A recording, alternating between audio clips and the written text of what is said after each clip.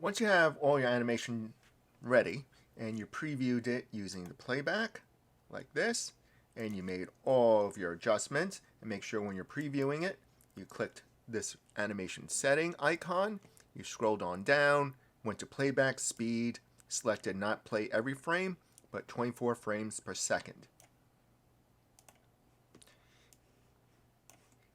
You made your adjustments and now you're ready to look at a preview. You could be ready for the full render, but the full render, well, that's going to take some time. This animation takes roughly 1 minute per frame. Given a 300 frame animation, that's 300 minutes. And if you do the math, that's 5 hours at least of rendering. And when you're all done, you'll preview it and you'll see, oh, made a little mistake. So to cut through all that, you render a draft version of your animation first. Go under Render Settings, and for the renderer, let's stick to Arnold. There's a way to do this with hardware and software. Since everything is wired up, all the materials with Arnold, let's stick with that. Go under the Arnold renderer and make sure this is unchecked. You check it when you want higher quality, uncheck it for a little lower quality. Same with this. Instead of 32222, record those numbers, but basically set everything down to ones. And when you do this, you're not going to get a great image. Let's just render a sample. What you do get is roughly in 1 second a preview that's rendered with the look of your animation, and you can make out all the objects. Now that you're ready to animate, click on the Render Settings button again, go to Common, and set up this little template form of rendering things out. Going to call this animation the, let's just call it cup, since it's all about the cup. Or better, this is really shot 01. Image format, PNG. Move on down to frame animation extension, and this is very important. Select something like name underscore extension. This lets Maya know that you're rendering an animation. Start frame, end frame. Start at frame 1, end at, if you're doing a 30-second animation, then it'll be end at frame 300.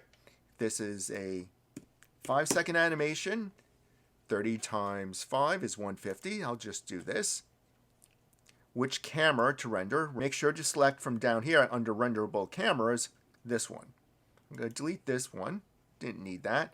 Just my camera from the scene, camera 1. Output size, I'm going to increase it to HD 720. And this form is all set. To render the preview of all this, go to Rendering, right over here. Go to Render, and go to Render Sequence. Open up the Properties box. Make sure your camera from the scene is selected. This camera. You can click this folder icon to have an alternative path for rendering everything into, and I'm going to do that with this animation. Let's say within the Images folder, and this could be anywhere on your hard drive though, I'm going to create this shot 01 folder, and I'll double click that to open it up, and this will be the path. Select. When you're ready to render the sequence, just click Render Sequence, and then wait.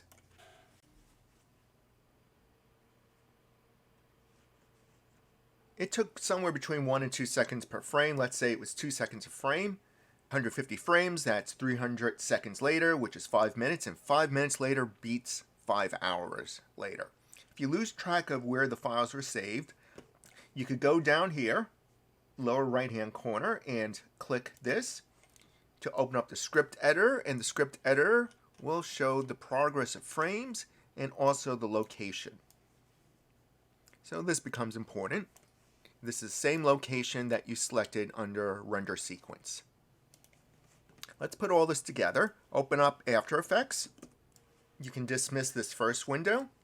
Save your file. File, save as. It's important to save your file because otherwise After Effects and Adobe applications make temp files in hidden little places on your hard drive.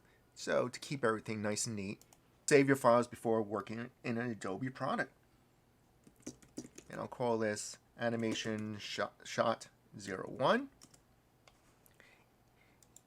Same process if this was Premiere or some other application. File import or right-click, import file.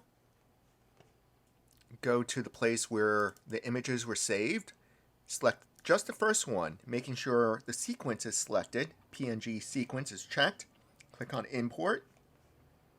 In After Effects, you would just drag this group down to this composition icon. And now press the spacebar to watch the animation. And you could rewatch it by dragging the playback head to the beginning. And you could think about it. Now that you're seeing it in context, outside of Maya, you might have a different take of what's going on visually. And think about other things. Like, look at the shadow back here. Maybe that shadow's too extreme, and you could put something to block. So let's say you had to make some adjustments. You would go back to Maya, make whatever adjustments you need to. Then go back exactly to this window, rendering. Render sequence again. So clicking that properties box, making sure the same camera is selected. Save it exactly in the same space so all the files will be overwritten. You would click on render sequence. Jump back to your application and either delete everything and re-import it, or in After Effects, you would just click on this group of images right here, control click or right click, and select reload footage. And since you overwrote the previous frames, the new version of the frames would show up and you could preview it again. And you would follow this process for finishing up the project.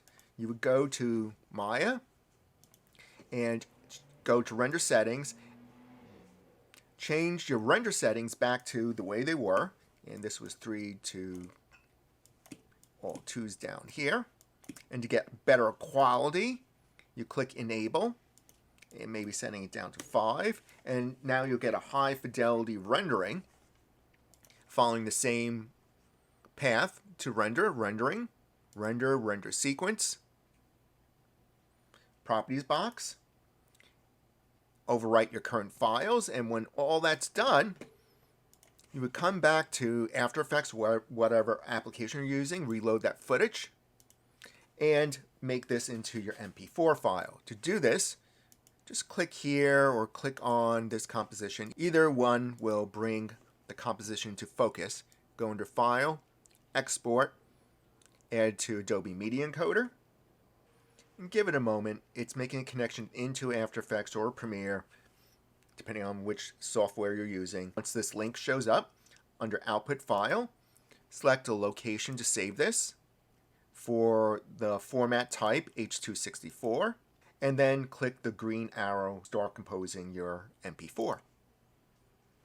And when it's all done, you can locate your MP4 out on your hard drive and play the movie. For the final animation, this would look a lot better because you would spent the 5 hours waiting for all those images to render. But this quick preview still gives you a lot of information about the story that you're telling.